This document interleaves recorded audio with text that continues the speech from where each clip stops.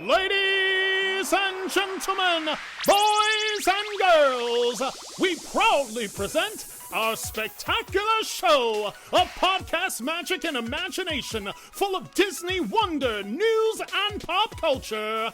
It's the Main Street Electrical Podcast with Jenn and David Dollar.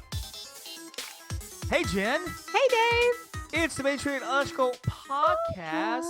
We're back. We're back. It's, we went 2 years without missing an episode, and I was so excited. I'm like, look at this. I think the gold standard for any Disney podcaster, honestly, for most Disney podcasters, is probably Inside the Magic, the old version with Ricky Briganti. He went like 510 straight weeks, not missing an episode. It's like, man, if you could do that, how awesome is that, And then we missed 2 episodes in like a month. And so sorry about that. Exactly. To be fair, this one was just like beyond. It was out of everybody's control. We'd actually planned for it. Well, we have an episode ready to go for the last week. Like, it was ready to roll. You'll get it next week. Actually, you guys are going to get it next week, and we'll kind of get to that in a little bit. But I was on the Wish, and I worked on Monday night. I did some quotes. I had my computer. I was sitting on my balcony at nighttime, and the breeze was blowing. I'm like, this is great. This is awesome on my Disney Wish, whatever. So Tuesday, I opened up my computer to knock something out real quick, send an email, and it just wouldn't come up. And there's a lot of reasons, but things just froze up, and there's a whole Windows 10, Windows 11 restore point issue, software glitch that I've talked to Microsoft about. Try to go back and forth and fixing it. Long story. I have a new computer. I have a brand new computer. It came in yesterday. It's still sitting in the box because I haven't had time to set it up. I'm on my old one. It's working right now. It's working just fine, but I can't trust it to work long term. Right. This has been a great computer. I've had it. It's an HP. I've had it for a couple of years now. It has served me so well. It's traveled the country with me. It's traveled, to Mexico with me. It's been great. But I think that it's almost like that scene in Shawshank Redemption, where towards the end there, John Coffey has realized his fate. He knows he's going to die, and he's just like, I'm tired, boss. I'm ready for it. Wait, Shawshank Redemption? Wasn't that the Green Mile? No, Green Mile. You're right. Green Mile. Sorry, Green Mile. Yeah, Green Mile. I was like, Green hang Mile. on. He's like, that's my computer. I'm tired, boss. I'm just tired. I'm ready for this to be over. And so yeah, that's what happened last week. I wasn't able to get the episode out, and my other podcast, the Deucecast movie show, couldn't get that out either. Had it ready to go and couldn't get it out. So anyway, there we are. So Jen, how did you Disney this week? Oh, last gosh. week? You got 2 weeks to work with. I guess I got 2 weeks to work with. Disney, by finally making my park pass reservations for next week. Finally. I did that too. Listen, we are great and so on top of it for our clients. And we're like, nope. Okay. Yep. You got to make sure you get your park pass reservations, and we will stay on your tail until you get it. You get emails. You get messages. You like, hey, we haven't done it. Yeah. For my own, I'm like, oh yeah, I should do that. Well, to be fair, I just got my ticket yesterday. That's true. So I just got my park passes because it's next week. This is when several of us are going down. You and your boo Brady and myself and Kyla and Frank and some other people. We're all meeting down there for the half marathon, which is exciting. My first Run Disney marathon. Not officially now my first Disney. Not 5 marathon, but 5K. Not my first Disney run, but my first official Run Disney event. We'll get to that too later on. But excited and everything. So I got my ticket yesterday, and I did my park passes as well. Of course, I was on the Disney Wish last week. I got to go on the trip, and that's going to be kind of our conversation coming up. I want to talk a little bit about that. Also, you can compare it to what you did last summer on the Disney Wish. Sure. But as a preview to this conversation, guys, I got to tell you, it was incredible. It was one of the best trips I have ever been on. I am to the point where this week I'm actually been looking at next February's Disney Wish cruises because my 20th wedding anniversary is next week. And I'm like, hey, Steph, why don't we talk about a Disney cruise maybe? I was like, we'll take Campbell. That's fine. We'll just take him with us. So who cares?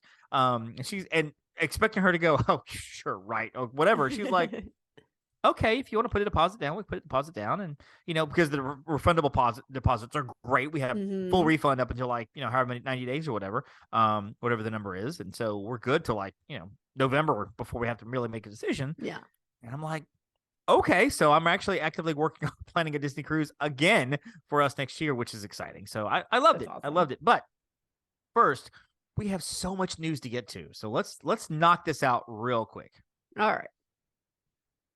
So let's talk about Disney World first. Hollywood Studios, Chip and Dale, they are now in their Rescue Rangers outfits, meeting and greeting folks, which is awesome, which is exciting. I've seen the pictures.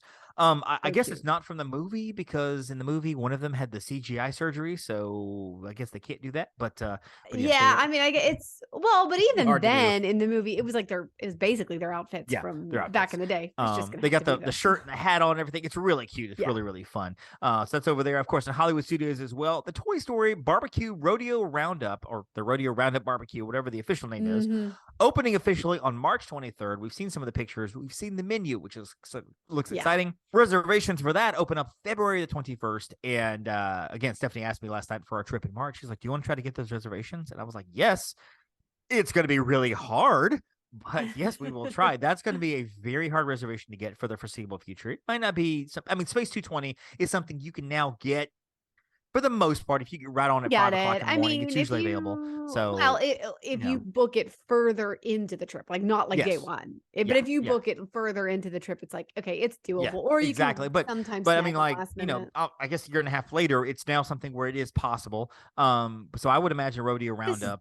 This is any new restaurant. It's like that's just how it goes. Yep. But we will try, and of course we've all been in contact with our clients, going, "Hey, do you want us to try to get this for you?" And we'll just see what happens.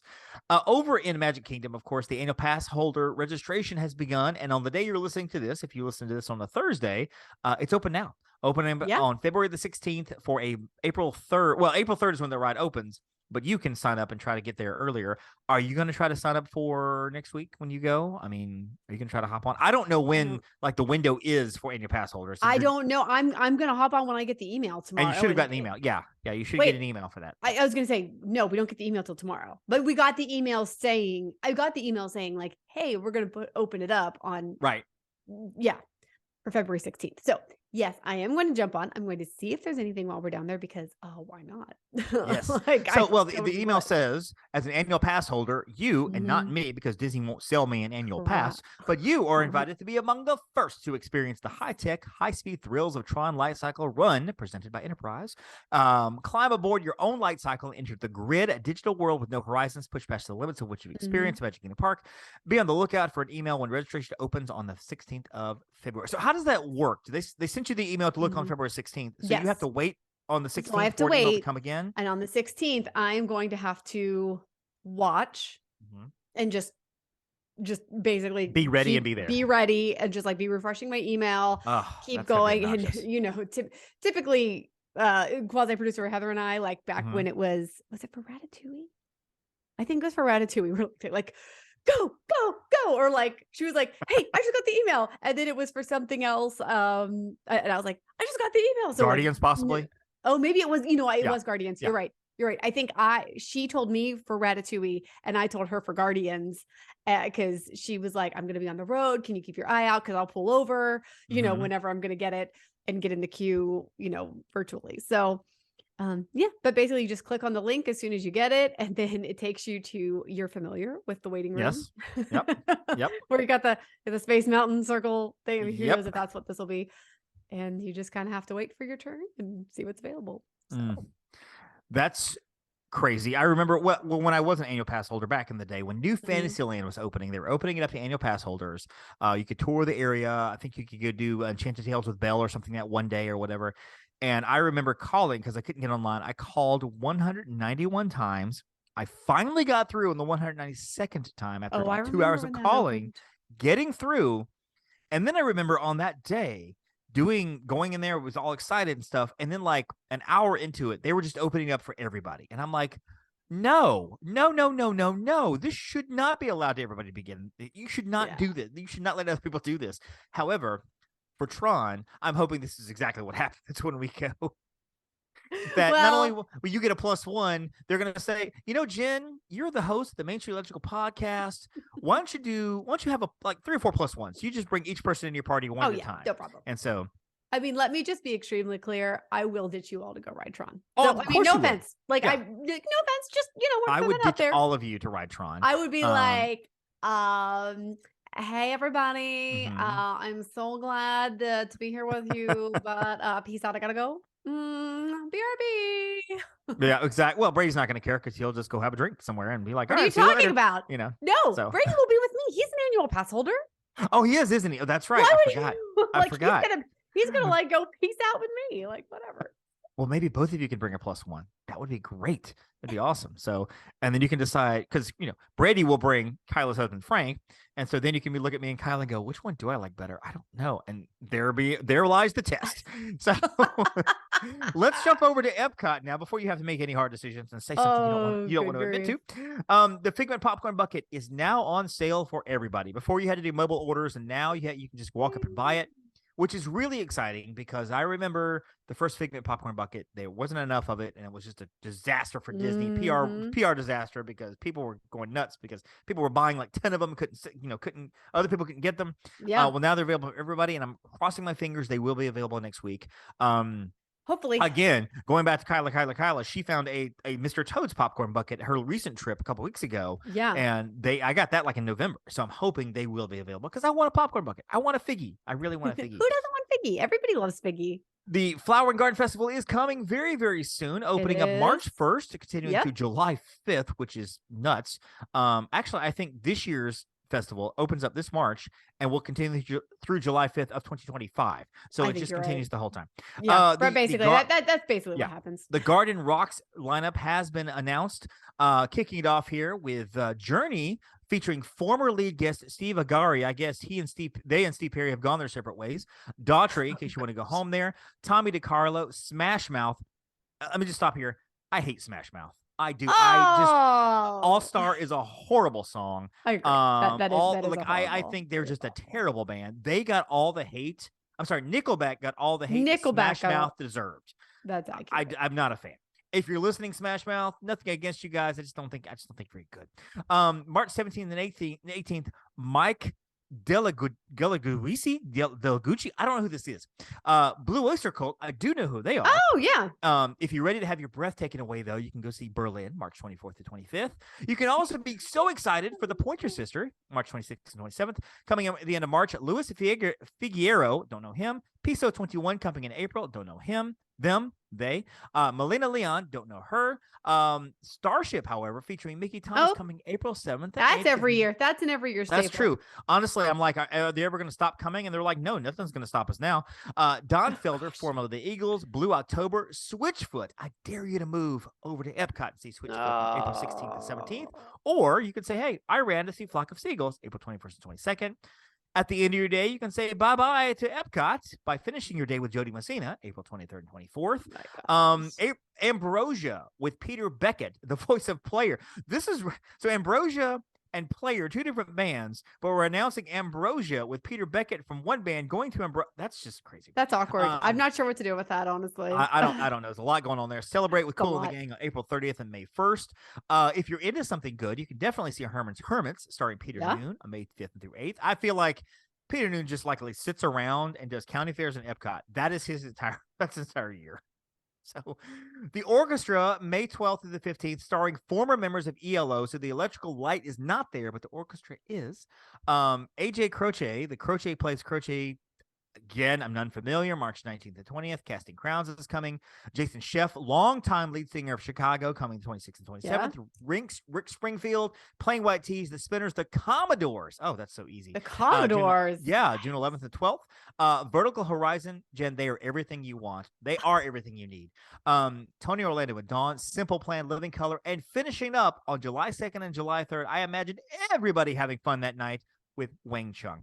So that's happening on Epcot, the Garden Rock series. Oh, the puns come fast and deep. They sure do. Let's cut over to Disneyland. ToonTown is going to be reopening on March the 19th, not March the 8th, only because of the weather. Apparently, there have been a lot of storms in the area of Southern California. Yeah. And so ToonTown is going to be They've had a lot of rain in California. A lot of rain. So they were not able to finish construction. It was delayed. So they're pushing it back about a week and a half. So not too bad. That's not bad. That's not bad. California Adventure. Moon Girl is now meeting and greeting. And so, Jen, David, I have to ask you, you are a young buck. You are a young woman. Who is Moon Girl? I don't know who Moon Girl is. I like to think that I keep up with things. I like to think that I know what things are. David, I have absolutely no clue who Moon Girl is. I actually was going to ask you. I'm like, is this a Marvel character like in a new Disney Plus series that I don't know about? Okay. Because All right. So I here we go. don't know. I hit Wikipedia because I have the power of the internet at my fingertips. Look at that. Look at that. Moon Girl. Wikipedia, you know, the super amazing source. Very cool. It's always accurate. Is a superhero. Well, I imagine the dates may or may not be wrong, but I think the gist might be here. The gist is probably there. It is a Marvel superhero, first appearing in the comic Moon Girl and Devil Dinosaur #1. She's a 9-year-old girl described as the smartest character in the Marvel universe. I'm looking about the character. I don't want to read the whole thing, but apparently she is a Marvel character. She's a girl character and a very, very smart. Her primary gift is her advanced intelligence. She is more intelligent than other geniuses in the Marvel universe, including Bruce Banner, Reed Richards, and Doctor Strange. She possesses the ability to switch consciousness with Devil Dinosaur, which I don't think we're going to see Devil Dinosaur in the park anytime soon. I don't know if that would. So Moon Girl is coming. If you're into Moon Girl, she is going to be there in California Adventure. The world of Disney at large here, we will know that Avatar is coming to Disneyland. Bob Iger, while I was on the Wish, Bob Iger was like, hey, he's out of the country. Let's do an investor call. So Bob Iger has announced that Avatar is coming to Disneyland in some form or fashion. We don't know what. They don't have a lot of space. I was going to say, where do you say? Did he say which park? Is it DCA? He just said Disneyland. I'm assuming as a whole. I don't know where it's going to come. I'm guessing it'll be a ride or an attraction or something. I'm not really sure. I don't know if they can do. Well, would they have? But I will say this though: I'm more confident in Iger making this pronouncement and what might happen in the future than I am with previous administrations making announcements beyond the mountains of what might happen. That was very tactful. Yeah, very, very good. So that's happening. Also coming, Frozen 3, which I think will be the first animated trilogy in the Disney animation canon.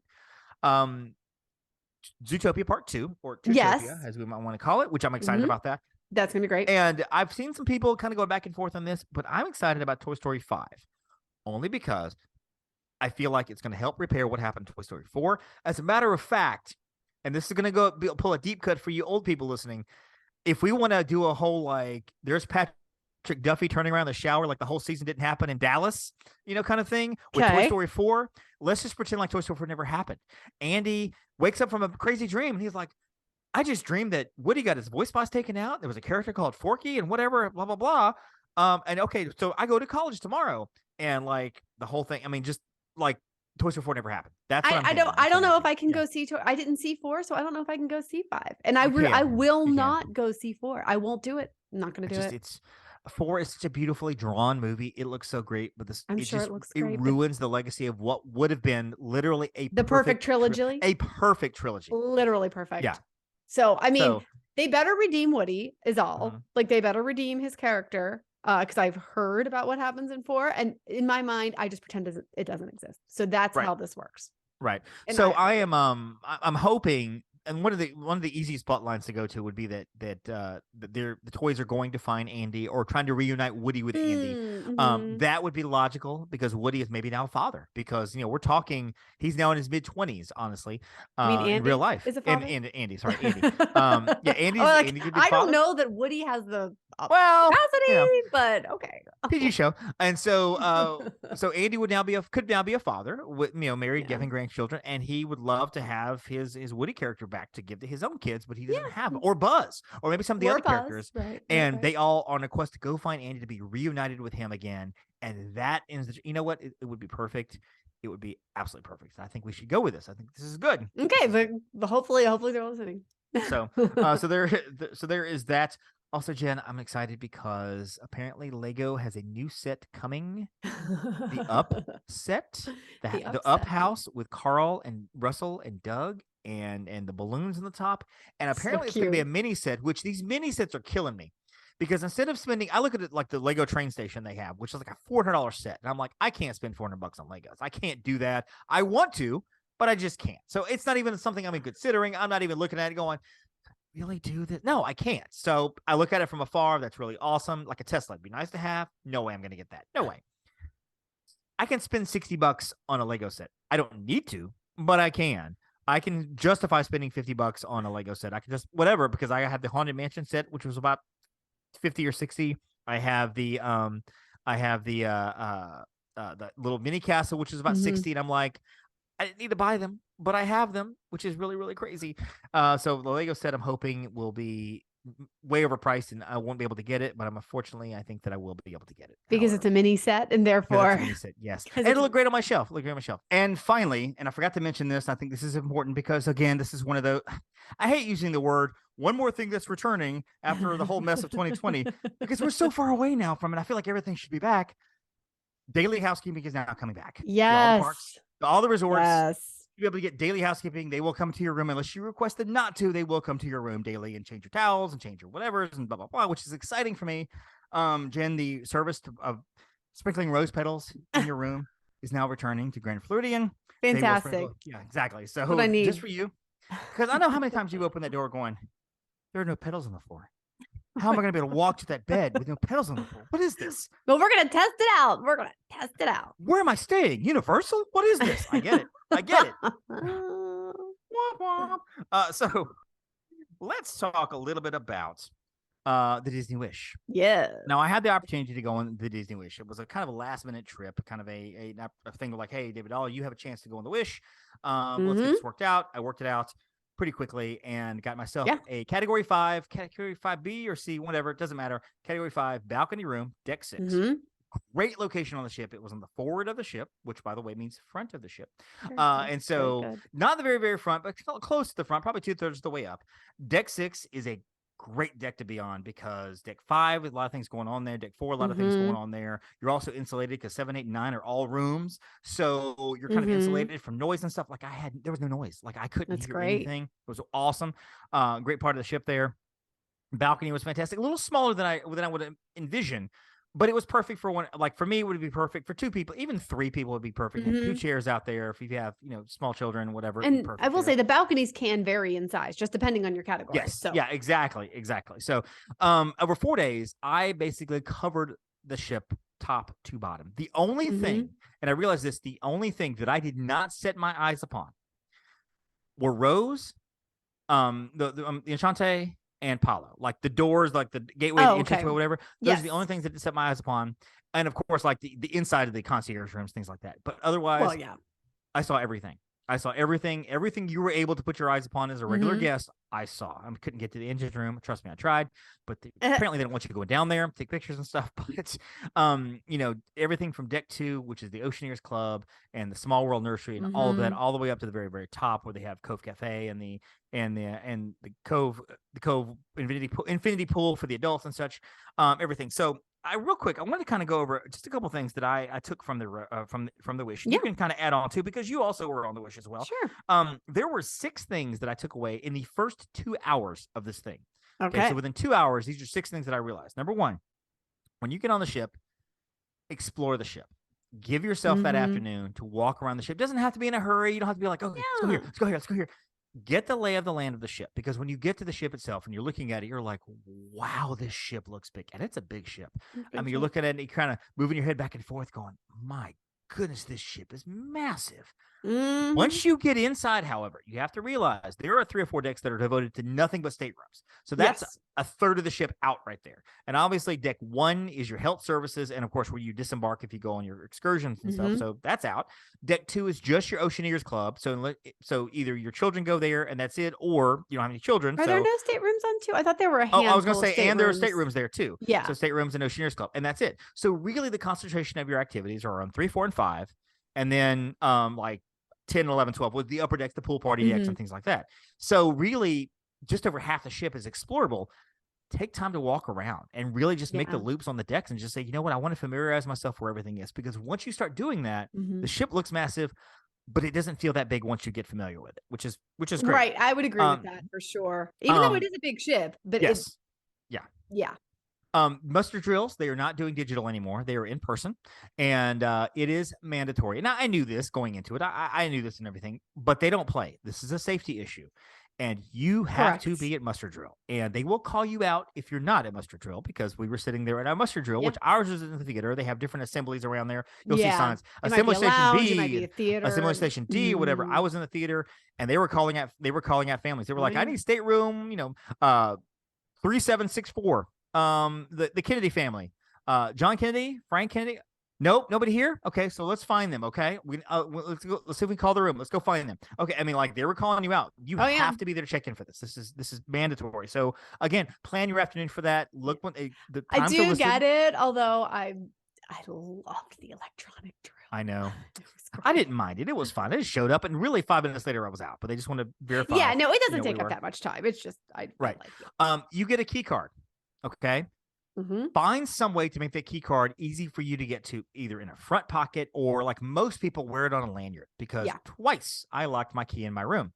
Now, of course, I immediately went to my phone going, okay, so the ticket's on my, no, it's not on my phone. I'm at the parks. And of course, I kind of casually glanced down to my wrist on hoping upon hope maybe a magic band would be there, and there wasn't, of course. And so because the first magic day, band wouldn't work anyway. right. So the first day it probably spent 20 minutes talking to people or looking for somebody. Like I was seeing cast members everywhere. And then when I tried to get back in my room, there was no cast member to be found. Had to go to guest services on deck 4, be like, hey, I lost my key. The line was already long. This is day 1. So everybody's in line for guest services, looking for things, asking for things. So it took me 45 minutes to get back into my room, because I was in my room unpacking, doing stuff. I was like, oh, let me go meet so-and-so, so-and-so. Walked out. I was like, oh, the key's on the bed. Door slams. Can't get back in my room. Ugh. So wear your key card. Not everything is free. Now, I didn't think it was. This is not an all-inclusive ship, and I knew that. But there are a lot of things that are not free on the ship that I didn't think about, like ice cream. Now, some ice cream is free. I was going to say, we do have to say with caveats, like you can absolutely do a cruise and not pay a cent more for anything. Yep. It's like, yes, it is all-inclusive of like your meals, those are covered. Yep. Your basic beverages, those are covered. Yes. And yes, soft serve on the deck. Soft serve. Yep. I had plenty of that. Totally good. Chocolate swirl, banana. Like it was one place I think that had like banana and strawberry swirl, and I absolutely got some of that, which was delicious. But if you want specialty ice cream, like the gelato, things like that, there's a place on the ship called Joyful Sweets, which is modeled to Inside Out. That does cost a little money. It's worth it. It really is worth it, but it's a little extra. Most places like that will only charge to your room. Yes, correct. So be prepared. Don't be like, well, I'm gonna pull my cash out. No, they won't. Have your key card. Have your key card ready to go, and your little lanyard. They'll just scan it real quick and everything. Specialty coffees. If you want a latte or something like that, you're gonna have to pay for that. From That's Cove not Cafe, right? From Cove Cafe. That's not something you walk up and get coffee or whatever. You have to pay a little extra for some of that. Obviously, alcohol.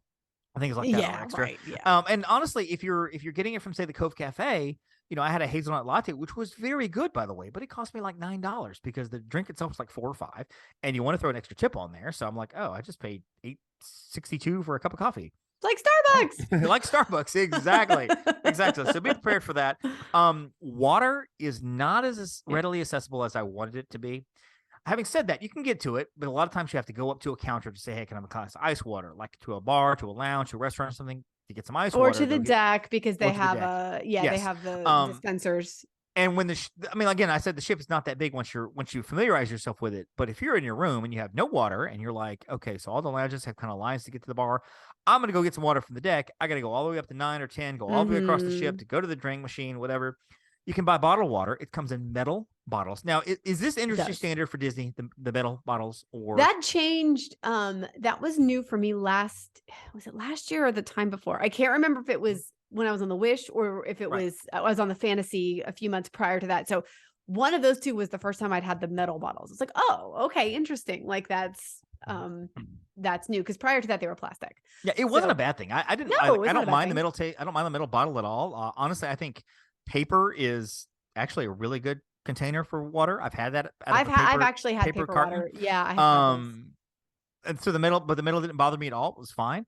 But it's a couple bucks. It's not that expensive either. You just have to go find it. That's the whole thing. So you're not going to have water in your room or things like that. The other thing that I have done before is you can bring your own refillable bottles, and then the gym has a water dispenser, and you can absolutely just go. I mean, go refill your refillable bottles. Yep, and do your bottles and everything. Now, up at the beverage station, up at the top there, the cooler in your room is really just sort of a cooler. It's not. It's just a water cooler. Honestly, I almost feel like it was wasted space because I had a couple of cartons of milk in there from room service, and I'm like, 2 days later, I'm like, these are just sort of cold, but not really. So don't, if you have medications, and we tell you this with Disney World too, if you have medications that have to be kept cold, you need to make other arrangements. Either bring your own cooler device or talk to management and about what you need, and you kind of work that out there. Don't come expecting, I'll just throw it in the fridge in the room. It's not really a fridge, it's like a cooler. So just expect that. The ship is beautiful. Yeah, it is beautifully done. You walk absolutely into this gorgeous. big deck, and they have a stage right there, which I think is the first ship to have the stage in the main hall. Yes, in the main hall. Main hall. Of course, they have the Walt Disney Theater. We had 2 movie theaters, Alice in Wonderland Theater, and then the Neverland Theater. And to set this up for myself, I've been on 3 Disney cruises. This was the third. The first one was in 1993, the Big Red Boat, the Oceanic Cruise Line. Didn't realize it was a Disney cruise until not too long ago, because I was looking at my high school stuff and I'm like, oh, this was a Disney cruise that I went on. And then, of course, on my honeymoon in 2004, we went on the Disney Wonder, and I don't remember a lot about the Wonder. I really don't. I remember loving the ship. It had Donald on the front. We went to Castaway Cay for the day. I don't remember much about it. I really don't. So this was all new for me. This was really like experiencing everything brand new. Got pictures of everything. Got video of everything. I mean, I was just taking pictures, videos, and the people around me were like, "You're just getting pictures of everything." I'm like, "Yes, I am. This is why I'm here." To clarify, I got to go on what's called an agency education program, AEP. And so there were 46 other agents from other agencies across the country, many of them agency owners. And so it's also good to be able to network, to meet people, to get to know people, also to pick their brains about certain things. And, they can, they're, well, this is how we do things, and whatever. And kind of, social media, kind of things like that. Just kind of get an idea of, how other people do stuff too. And to kind of, I don't know, it was good to do some of that, to be around people that do what you do. Everybody had their own cabin, which was fantastic. We saw some of the shows. We saw 3 shows there. The I think it's called Mickey and the High Seas, which is like, it's almost like PhilharMagic, where Donald takes Mickey's hat. This time, Goofy takes the reins of the ship, and things go haywire with various characters coming out. So it was a lot of fun. Then we saw the Little Mermaid show, which was not that great. I'll be honest with you. I was not a big fan of it. There's nothing about it that made me go, I was like, I don't agree with that. It's just, I don't think it was done very well. I feel like it was pretty good community theater, honestly. And I hate saying that about that show, because on the flip side, the Aladdin show was fantastic. Oh, I love same characters, Aladdin. Same actors doing like all 3 performances, because you only have one troupe of actors in this whole thing. The Aladdin show was wonderful. The genie was fantastic. I just it was have to just wonder, so good. because the basic music, Not the was Wonder, by the Wish. Same, yeah, I know, the same the same category, or sorry, the same composers did Mermaid, right? It was Alan Menken or Howard Ash. I'm just like, meaning the original music, like for the shows. No, I mean like the movie. Oh yeah, because they're going to base it on the original score. Right. I mean, obviously with some new whatever thrown in. And Aladdin was not open when I was on the Wish, so I did not get to see that. Mermaid was on there, and I would say the reception I got was tepid. And we were like, okay, well, it is like, this was a dress rehearsal, like hopefully it will be.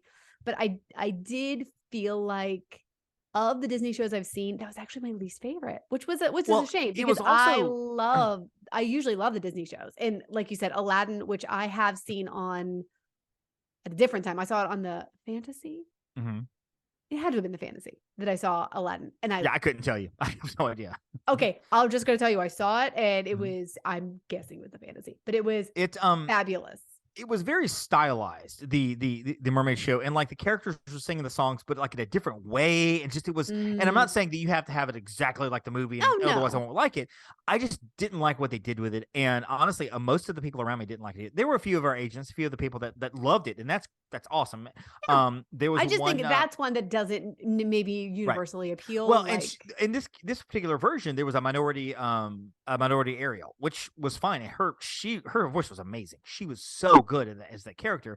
And we have one of our agents who's a mom of adopted children, and they're a minority as well. And so she was just in tears, because she was like, those are my daughters, and just whatever. And I'm like, she's like, I love the show. And I'm like, that's awesome. I have no personal connection to the show. I see it objectively, and I'm like, Aladdin was just really, really well done. And I felt as if, I'm like, we have the same people with the same resources and the same amount of props on the same ship, and yet you have one show that's just and you have one show that's like, holy geez, that was really, really good. It's just, it was just off the wall how different the two shows were. So I can't wait for you to see Aladdin when you go on a cruise, which is probably next week or something. You'll go. Gosh, yeah, no, I'm trying to remember I don't. Honestly, casting doesn't bother me one way or another. I just want it to be a good show. Right. I just want it to like hold together. So one of the things that I know that you and especially our quasi producer Heather mentioned about the ship, comparing to other ships, because again, I can't compare. I don't remember the Wonder, but she said she was very curious about what I thought about the layout of the ship, because she felt this ship was a little harder to navigate in terms of walking around. I didn't really have that problem, because I felt as if there was one way down and one way back with stuff on either side and stuff in the middle. And that's kind of how, I mean, like, I don't know. And maybe when I get on other ships, I'll be like, oh, that's what y'all were talking about. I see it now. For me, it was fine. A lot of the lounges and stuff were smaller, apparently compared to other ships that I've realized. They are a little bit smaller. And I had one of the agents, and her name was Marissa, actually, from Pixie Mouse Travel. Wonderful, wonderful chick. Good friend of mine, good friend of yours, and she happened to be on this. She was the only one I actually knew out of this group on the ship, so we hung out a lot. And she said one of the things that she noticed was that the lounges were smaller, and it gives it that more intimate feel. It does. Because if you have 12 people at the Bayou Lounge, that place looks at least half full, if not more. It sure does, and it is beautiful. I will say that was like, I loved the atmosphere in there. It was gorgeous. Yeah, well, I mean, like, and compared to if you had 12 people at a lounge, say on the Magic, the lounges are built a little bit bigger, so it feels more empty with the same amount of people. It does. There was, the Bayou Lounge is themed at Princess and the Frog, and you have like the flowers on the entire roof right there, which is amazing. Across the hall, of course, is the Hyperspace Lounge, which is very super small, cool, but very tiny. Very tiny. But super cool. You have to push the button and the door goes, opens up. You go in, get the different drinks and stuff there. Nobody ordered the $5,000 drink, unfortunately. I kept trying to get people to order it. David did send me a message saying, "Oh, you're going to foot the bill for this, right?" I was like, "Yeah, no, we're good. We're not doing that." Oh, you were kidding about that? Oh, well, okay. So you're going to get that bill pretty soon. Anyway, we'll get to that. We'll talk about that later. Like there's something else. What was it? I should have written all this down. Then there's also the little Nightingales Lounge. Yes. Well, there was the Bayou Lounge, there was the Hyperspace Lounge, there was the Nightingales, which was like a piano bar. But like Cinderella, like something like that. Sweet Nightingale. Yes. Yeah. And I went in there a couple times with different things going on, different piano things happening. Also, there's the Luna Lounge, which is kind of the almost like a town square for the ship. It's kind of in the middle of the ship. And there's something going in there all day long. I went to Disney Trivia there. I went to Name That Tune there. I saw the silent DJ there. I went to bingo there. I was there 4 or 5 times. There's like evening shows there. Yep. There's like, it's on 2 decks to get in. So it's like upper level, lower level to get in. And it's just, it's really cool. And one of the other things too that I didn't realize on the ship, because everybody here is like, let's go to the parks first. You go crazy on the parks and you're busy all day long. And then you come to the ship and you relax. And you have that option to relax if you want to, just like you have the option to sit in your room all day at the parks if you want. There is something going on all day long on the ships. Every minute of the day, something's happening. Whether it's a movie, whether it's a show, whether it's Name That Tune, whether it's a game show of some sort happening, whether it's a pool party on the deck, there is something happening every minute, every hour of every day. And that threw me off. I didn't realize there was that much stuff going on. You look at here's the schedule of events, and like this, there has a screen there in the hallway that's like, it's a digitized screen, so it keeps kind of flashing 9 pages on this screen of what's happening in one day. Just like from 10 to 11, this is happening here, this is happening here, and here, and here. From 11 to 12, this is happening here, here, here, here. 11:30 to 12:30. I mean, it's like all day long. And then, of course, you have Nassau. We stopped at Nassau. We got off at the market for, 30 minutes, just kind of walked around for a minute, came back. I had not been to the straw market in 20 years. So the straw market really felt as if, like, I felt like I was in The Amazing Race and I was gathering supplies or something for, I was gathering fish to give to a vendor so I can get my next clue and head off to the next one. That's exactly what it felt like. I felt like I should be running around. I'm not gonna lie. looking for stuff. I don't get off in Nassau anymore. I don't even get off. It's one of those things that, like, I next cruise I probably won't, because this is not to discount Nassau, because there's a lot of things to find in Nassau if you know what you're looking for. The people I were with, they bought or if you're on an excursion, different story. Exactly. If you're just getting off though to like, I'm just gonna go explore. Right.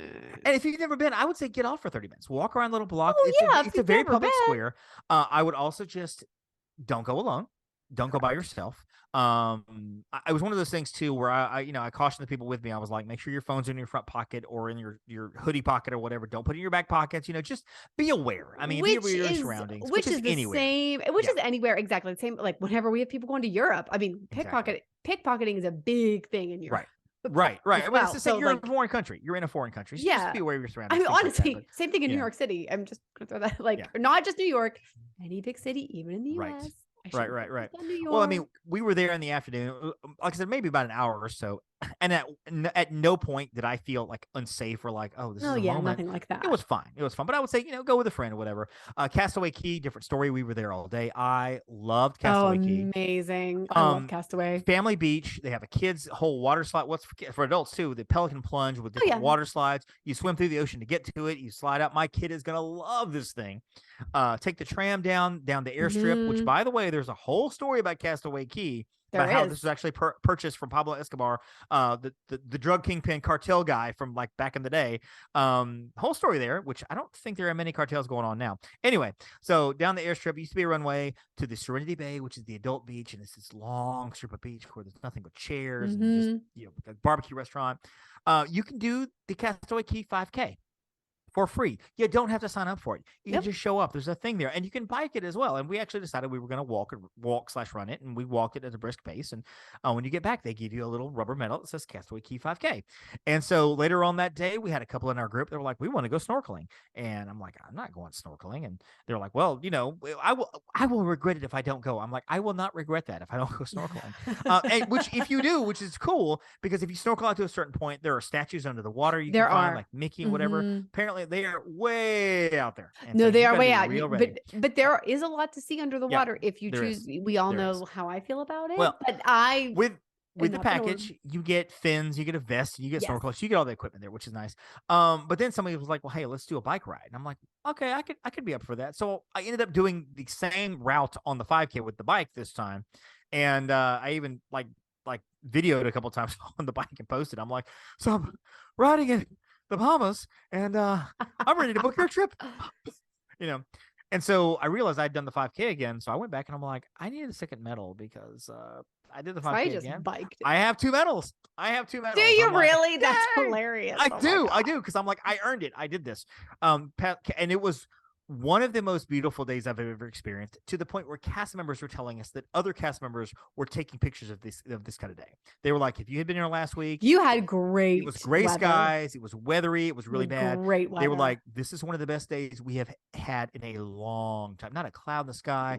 It was about 78. The breeze was blowing. It was wonderful. Because I mean, winter is still winter. I mean, it's still warm. It's still warm, but it's like they do get, it's cloudy. So now I remember the food, of course, was fantastic. Of course, they had Marceline Market, which is the open for breakfast, lunch, and dinner, a couple hours for each time. And I went up there like all 3 times at various parts of the day. Their food is basically just counter upon counter. You walk over like, I'll take a steak, and I'll take some chicken, and I'll take some beans, and I'll take whatever. They have Mickey's Food Fair, which they have a taco counter. They have a pizza counter, a burger counter, my favorite. Which is great. Just walk up and grab what you need to, which is awesome. Of course, and they have the restaurants. They have the rotational dining in 1923, the World of Marvel, and Arendelle. Arendelle was great. Little show in the middle with the characters, Frozen characters and everything. A little loud. I will say, if you're in certain parts of the restaurant, it's harder to see. Well, no, it's not harder to see. It's harder to get pictures. You can see just fine, but it's harder to get those pictures that you really want. The characters will come through the aisles and stuff, but they won't really stop at your table like traditional character dining. I did get a good picture of Oaken. I got a good picture of Elsa as she walked behind me, smiled for the camera, which was great. But you can't be like, okay, sign autographs, and I'm gonna stand at this table. Right, it's not a character meal or a character meet. It is a show. Like you're part of the show. Theme to old style with Walt Disney and Roy. There's artifacts everywhere. There's so many Easter eggs there. My favorite meal. Totally favorite. So good. World of Marvel was probably my least favorite menu. I didn't really care for the menu that much. I mean, the food was good, but it wasn't my favorite. No, I enjoyed what I had. I liked what I had, but it wasn't my favorite menu. The desserts were good, though, because I got 3. So those are delicious. I do remember the video, though, and you can correct me if I'm wrong, but for when you went, like there was Ant-Man. There was like a couple of characters that came through, right? Was it just Ant-Man? Wasp, maybe? Was it Yellow Jacket? The Wasp. I want to say it was also the Wasp. I have to go refer to my pictures, but I believe it was Ant-Man and the Wasp that came through. Okay, so I was actually expecting like a couple of characters. We only got Spider-Man, which was fine. You got Spider-Man. I did get Spider-Man, and I got a great selfie of Spider-Man. He's like doing this with the fingers, and I'm like doing this with the web fingers, and it's great. See, I didn't realize that they were swapping out which character was coming through. So that's good to know. Well, I don't know how often they swap. Spider-Man may be there for a week and then do something else. Right, or I don't know. It may be like every night is different, or I don't know. Although I wonder if they started doing it like every other for back-to-back sailings, because there are people who do back-to-backs. Right. Oh, and as well they should. I would love it. Because then you get yep. Right. Yep. So overall, I mean, my experience was fantastic. My complaints are nitpicky, really. There was one complaint. Like, I don't like the way the bathrooms are laid out in terms of they're not together. So if you're on one side of the ship and say you're in line for a character, and you're like, well, let me run to the restroom real quick. Would you mind holding a spot for me, sir? Absolutely. You run over there. Oh, it's the women's bathroom. I got to go all the way around the hall to the other side of the ship to get to the men's bathroom. And by other side, you mean it's across, not lengthwise. But sometimes you have to go down the hallway and across the hallway and down again, and then go back all the way back to where you came from. The characters, if you want to see characters, this was a concern for especially special needs parents. With characters, make sure you pay attention to the times.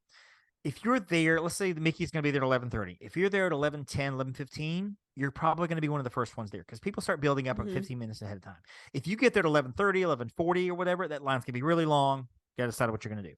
But also, I will, may I posit something there? Yes, because I have had some folks with special needs kiddos who have boarded, and the cast members are very good about allowing one parent to wait while the other, while the other caretaker or whomever. Okay, sorry. I had that conversation. I did have that conversation with them, and they said to me, this is what you need to do. Have a parent wait in line and stay in contact with the other parent and keep them around close by, Close-ish. And when you're ready, bring them back up and we'll let you hop in the line. But I will say this, on the final night, they had like a send-off party in the grand lobby with a lot of the characters. And all the characters came out for like 20 minutes. In a 15-minute span, because I was watching where to go to, I met Belle, Cinderella, Mickey, Minnie, Goofy, Donald, Daisy, and Pluto. Holy 15 to 20 minutes. Remember, they were like, Goofy's gonna be right up there. So I went up 2 decks and the grand hall, stood there for Goofy. Goofy came out. I was the second one in line for Goofy. Walked over, met Pluto immediately, came downstairs, 2 people in line for Cinderella. Mickey, Minnie, and Moana had the longest lines. I waited maybe 3 or 4 minutes for each. So it's not impossible. These lines, it's not like Disney World where you have to wait 45 minutes for a character. And the characters come out all day long. So if it's 11 in the morning, you're like, Mickey line's too long. Oh, he's going to be back at 12:30 or 2 or 4. They're all day. Pirate Night, they come out in different costumes. So if you're a parent concerned about those lines, just plan a little bit, make sure you know when they're coming out, and make sure you get in line. The last thing I will say is, and I have not done Royal Caribbean, nor have I done Carnival or any other cruise, so I cannot speak to their special needs programs. Listeners will know that I have a special needs family, so I'm really keen to how this works. Just like the parks, where we can't leave our kid alone by himself. We can't just leave our kid at a ride by himself and go do something while he, hey, meet us here, because that's not his nature. That's not how our family dynamic works. The Oceaneers Club, the Vibe, Edge, also not going to work as well for us when we take him, only because Oceaneers Club, they might be able to, but they don't have the resources to have one-on-one counselors, which is completely understandable. They do have special rooms, sensory rooms, things like that. Well, they have quiet rooms. They're not called sensory rooms. They have quiet rooms and stuff. If a child has an issue, they can, be over there. They have open houses the entire trip. So there's several times, and I'm looking ahead to, or maybe if we go in February, we'll be able to take Campbell because he'll be old enough to do I believe it's Edge, which is like 11 to 14. Yeah. He'll be old enough to do that stuff. Tweens. And we can be in there with him or just kind of hang out in there with him. We'll let him play some games, do his thing or whatever. But what they do a lot of times, they will do scavenger hunts. They will allow the kids to go out of the rooms and go look for things, especially including the older ones with 15 and up, with Vibe. And they cannot keep your kid from leaving. They can redirect, but if Campbell walks out of the room and goes somewhere else to an elevator, they can't go find him. So that's something I'm like, we don't want to get a phone call on Mr. Dollar. Yeah, Campbell. Oh, great kid. We love your kid. He's awesome. Yeah, we don't know where he is because he left and we were busy handling the other 2 kids, and so you may want to go find. We can't risk that, obviously. So that's something that we as a family will have to plan for. I have heard that other cruises have various special needs program set up, good and bad. And what I've been told is, even though Disney doesn't have a specific autism program, the Disney is still one of the best you're going to find. Even compared to other ones that maybe that are certified, Disney is still the best you're going to find. And they do a great job servicing all the children because you can't service every single kid perfectly. They do a good job doing a broad stroke of servicing all the kids. So just be aware that if you have special needs, teens, whatever, you will have to be with them. And we will do that. We've already talked about, like, I'll take the kid on the deck. He's going to do the Aqua Mouse, which I did twice, by the way. Okay. And Steph, you can go to the spa. And she's like, okay, I'll do that. Aqua Mouse is fantastic. It's a short ride. The line, I think we waited 20 minutes both times. It wasn't that bad or whatever. Last thing I will say, and kind of end this up here because I could talk forever. Aqua Mouse, you cannot ride by yourself. You cannot ride by yourself. So either you need to be in party, even number parties, 4, 2, 6, or find a friend, find another party, be like, hey, you guys have 3, we have 3. Let's team up. And you can do it with an odd number. Or you can have somebody that rides twice, because that's what happened to me. Like, okay, you guys have 3. Okay, well, who wants to ride twice? Because, the first person gets in, and they're little seats. There's almost like, reminded me kind of Splash Mountain. We have a little seat back on the front, seat back in the back. There's not really, I don't know if they're going to allow you to put small kids on you in your lap. I don't think they're going to. I don't know. But just plan to have 2 people in a little car there, a little raft there, with seat back, so you're not like sitting on each other like in you would do with Astro Orbiter. And the first person with me, number 1 got out, number 2 got in. I rode again. It was cold because we were on a day on the part of the day where when you end up when you're done, when the whole ride was done, you're about to get out of the thing. There was no sun on that part of the deck. The breeze was blowing.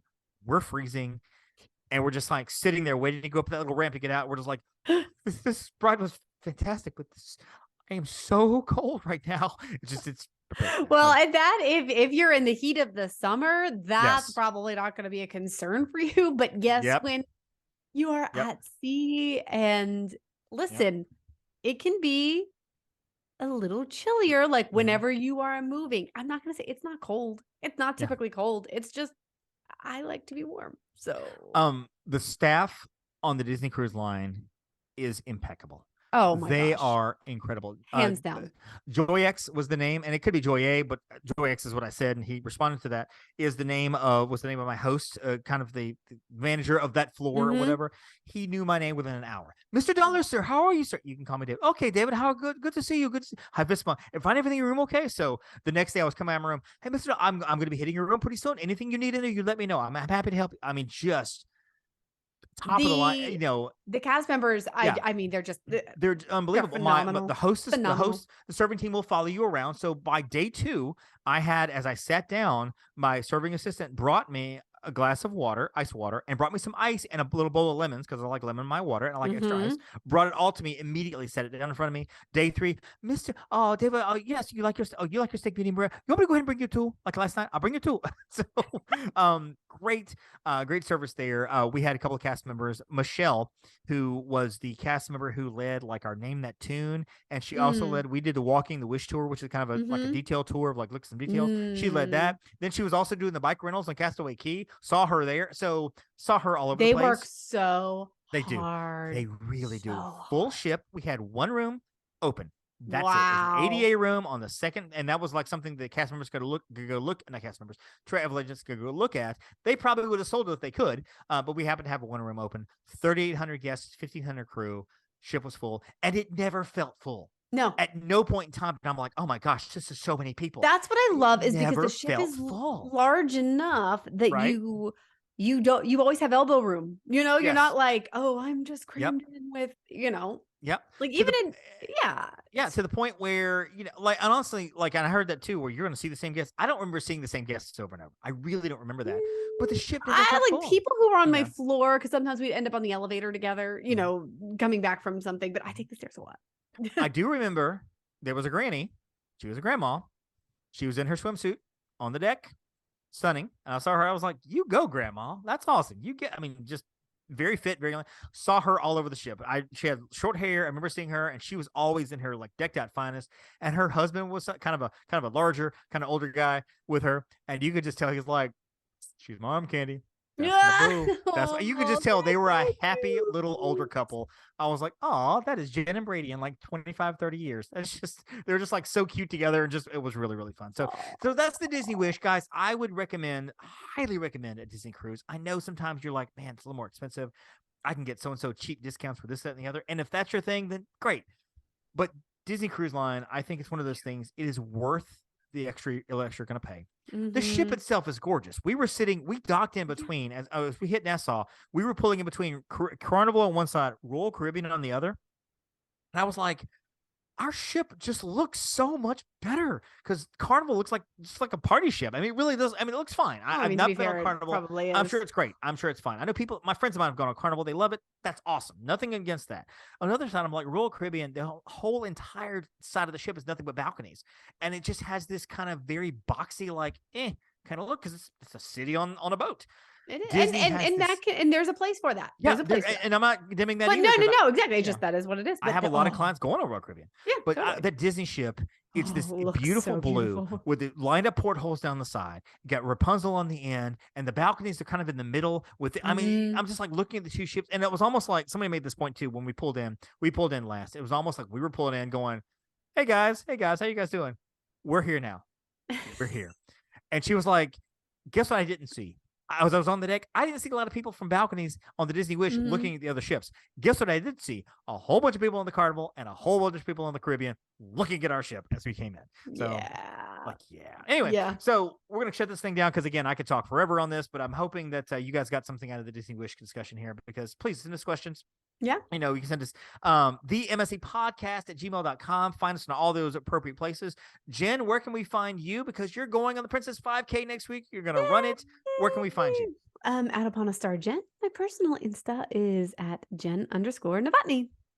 Love it. You can find me at the Magic on a Dollar on Instagram. You can find me also at Magic on a Dollar and Disney on a Dollar on Facebook. And I would love to engage with you there. Of course, any requests you have, magiconadollar@gmail.com. info@uponastartravel.com. Just be like, hey, I heard about the Disney Wish here. Let me talk to somebody. And we're happy to talk to you about all this and happy to get you a quote on all that. Because I looked next February for the Wish. A lot of rooms are already gone. I mean, it's not full. There's a good selection there, but a lot of rooms are gone. But it's popular, so definitely. The midship for most decks are all gone. Yeah. So you're looking forward to after there's one deck. The only rooms available are 4 on the very, very end of the ship looking out upon the water. So depending on how seasick you are, you may or may not like that. I only felt it the first day. I got up in the morning. I was eating a bagel very, very slowly. I was like, okay, all right, this is good. We're good. Don't be that guy that gets sick on the ship. We're good. After that, I was fine. Room service, I had cookies and milk. I highly recommend it because when I called, they were like, how many would you like? 1 or 2? And I was like, I'll take 2, thinking I'll get 2 cookies. They brought me 2 packs. They were like, would you like them warm? And I was like, yes, I want them warm. It's midnight. Of course I want them warm. So they brought me 2 packs, 6 warm cookies and a glass of milk. I ate 2. I'm like, I'm not going to gorge myself. They were so good. Anyway, all right. That's the show, folks. I hope you enjoyed the show. That is Jen. I am Dave. And don't forget to set sail with your Phoenicians. Thank you for listening to the Main Street Electrical Podcast. You can find us on Instagram, Twitter, and Facebook at the MSE Podcast, or visit our website at themsepodcast.com. Be sure to subscribe, and may all your wishes come true.